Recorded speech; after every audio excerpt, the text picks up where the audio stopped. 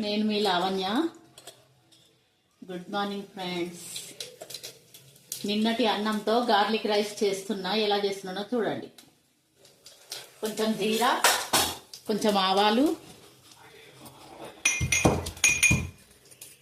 వెల్లుల్లి మంచిగా చాలా దంచుకోవాలి.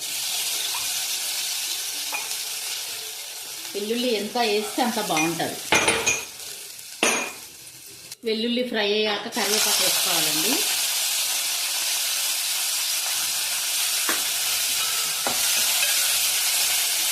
ఇందులో కొంచెం సాల్ట్, పోపులో కొంచెం కారం, పోపులోనే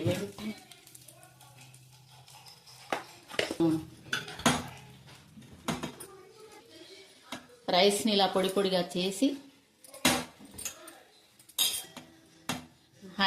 చెయ్యితో చేస్తున్నాను ఏమీ అనుకోవద్దు. కొన్ని పనులకు చెయ్యి యూజ్ చేస్తేనే ఆ టేస్టే వేరబ్బా బాబు, చాలా బాగుంటుంది. అన్నిటికీ స్పూన్లు యూజ్ చేయొద్దు.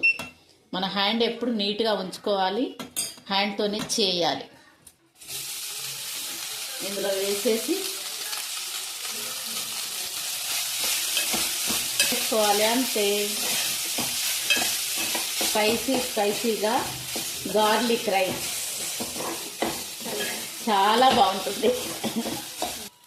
కొంచెం పైన ఆయిల్ వేసుకోవాలండి. మళ్ళీ గార్లిక్ రైస్ రెడీ. చాలా బాగుంటుంది. చేసుకోండి, తినండి, కామెంట్ చేయండి, సబ్స్క్రైబ్ చేసుకోండి.